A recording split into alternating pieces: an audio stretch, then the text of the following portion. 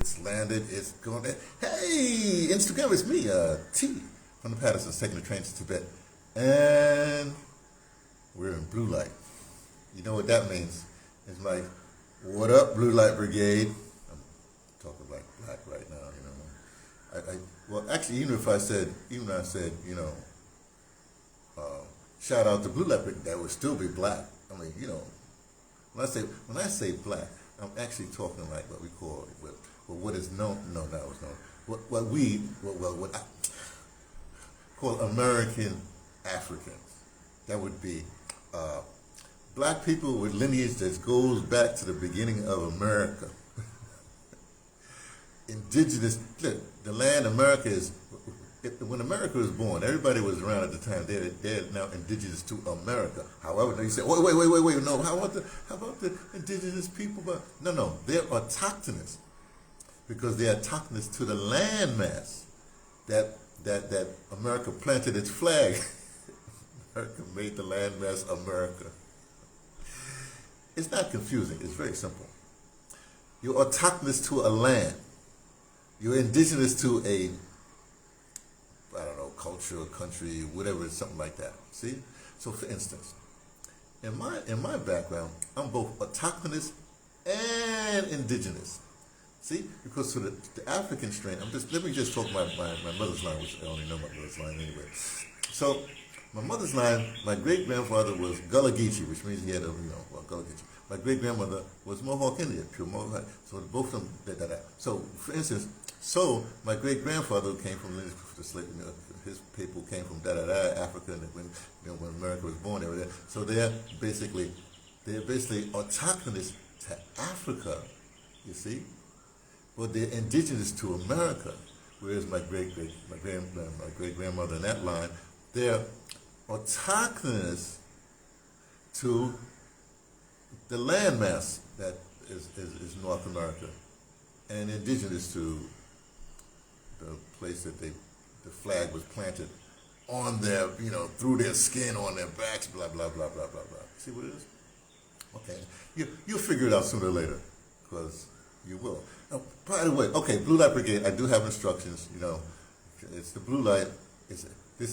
Okay, let us consider this, as usual, a Grand Rising report. Now, as you know, a Grand Rising report, but what I'm supposed to report on, which I'm pretty good with that, is what's happening in my little life, or my middle life, or my big life, or my something life, in the last 24 to 48 hours, revelations, or usually when things physically happen. Well, I just finished I didn't finish, I have one more. I finished one of my healing things a couple of days ago. That's the fascia, the sound work, right? Now I got to follow up on that. I've got to get this book on fascia when I get to the States. I got stuff to do, right? And I'm doing this other work that's being done. I'll finish that up on Saturday, right? And of course, I got to do my healing. In fact, we changed it. This is Friday morning? Yeah. So what my Ayurvedic work, my Ayurvedic that started this whole thing, that's today, then a few more. That's not the point. The point is, right, everything this happened, it's like, okay, you might call it, or people, you have a routine. Now, a lot of times people have a routine and they fall into a rut. Let me move this thing down a little bit. They fall into a rut, right?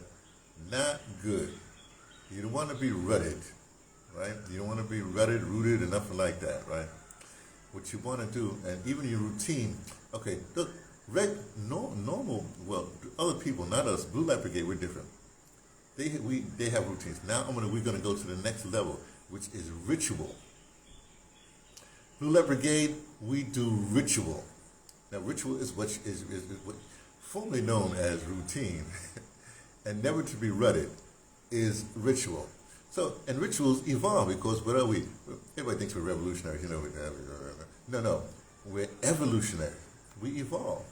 So let's say for instance, the Grand Rising Report. Now, as you know, a few months ago, I was just doing it from my environs here, with the deBrother, making sure that that's what we're doing. Then a few months ago, I said, I'm close to the beach. let me take the Grand Rising report down to the beach on Mondays, because for numerological purposes, like my days, because I'm a Cancer 3, whatever, Cancer 3, on my Mondays, or rather, my Mondays and Thursdays are days for my number, right? So I said, well, let me do Mondays there. And plus, Monday is the day of the week that I was born on.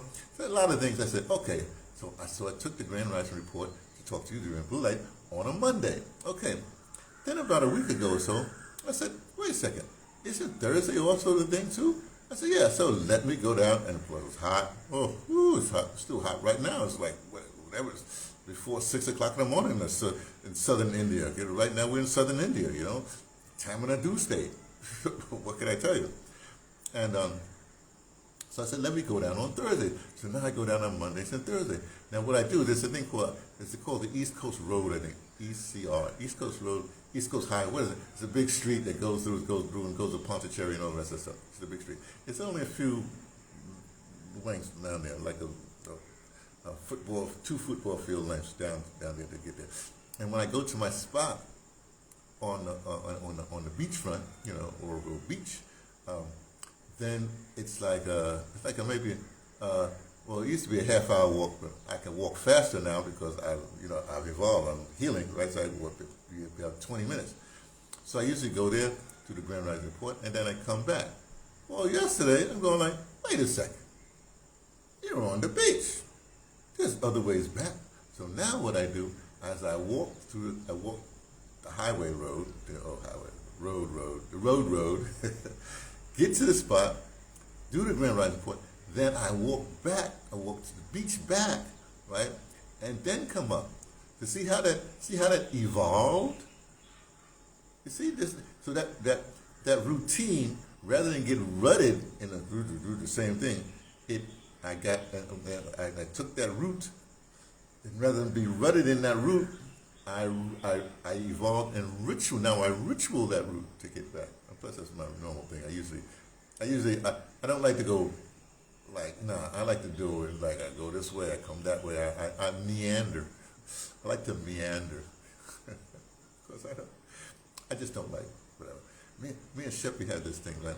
Sheppy's extraordinary cat from Southern Africa. No, he's a big time lecturer at Rhodes University right now. Come back. When we was hanging out in Cape Town, right? I met him at Adasa. Adasa no longer exists. I was doing audio drama there, and I was doing some recording. I was doing stuff at Adasa, right? So we meet all the time.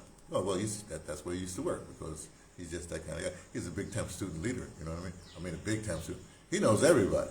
Woo, boy, talking about the union. He know everybody. So sometimes he drive me home or would drive me to because I was living in Woodside. We drive whatever we drive. So we'd be going.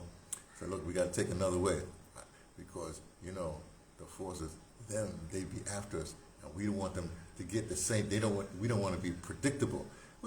We were like Captain Ibrahim Traore, our commander, my commander Ibrahim, my commander in chief, before he existed.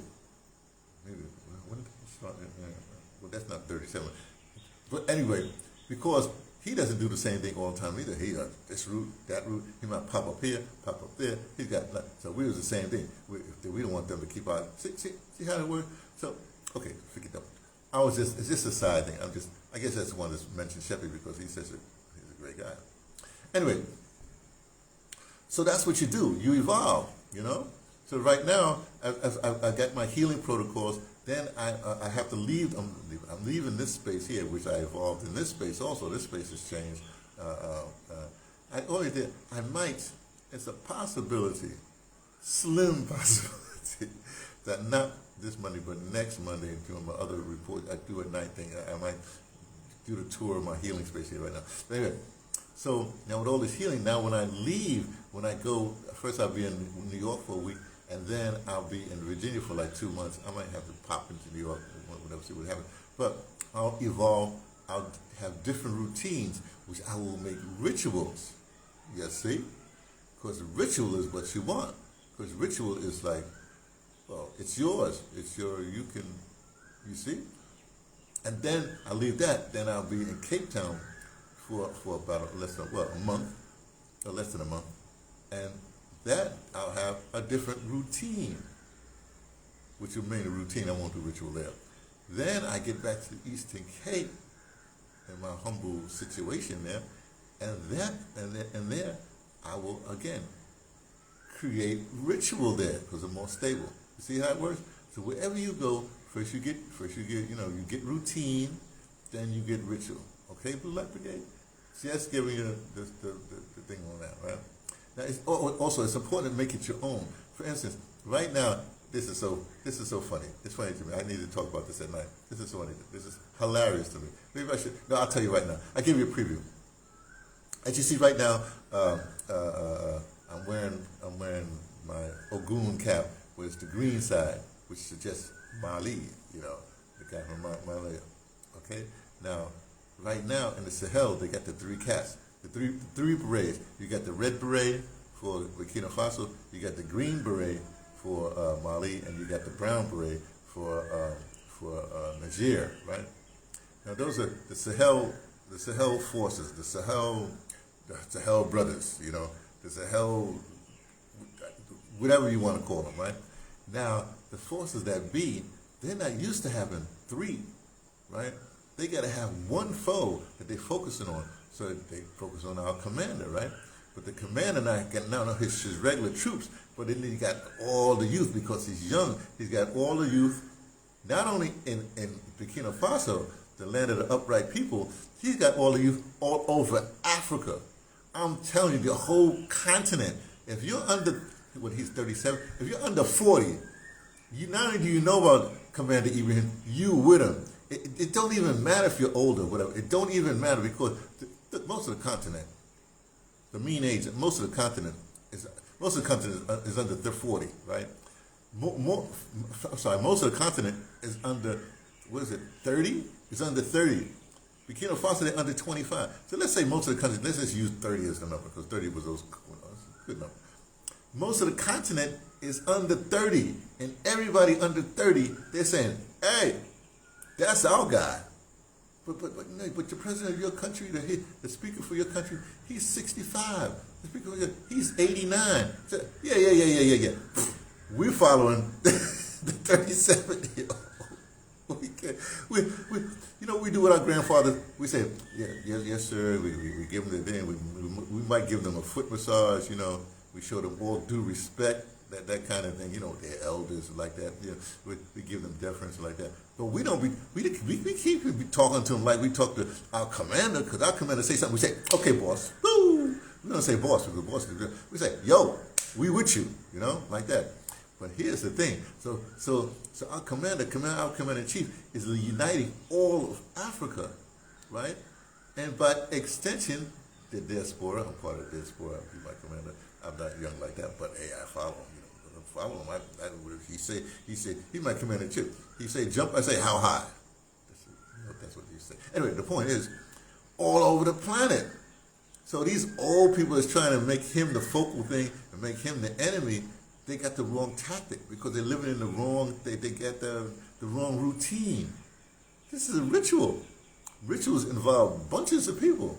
Anyway, I'll talk about more of that some other time. I just got off on that, so I didn't really mean to get off on that, but that's what it is. So anyway, so this has been a Grand Rising report. I'm going to leave you now. The sun is going to come up pretty darn soon. Let me see what time it is right now. Oh, close. I'm not going to keep it any longer. It's going to come like 5 minutes, 10 minutes, something like that. So I'll let you go. We'll talk to you later. Y'all be well, okay? Bye.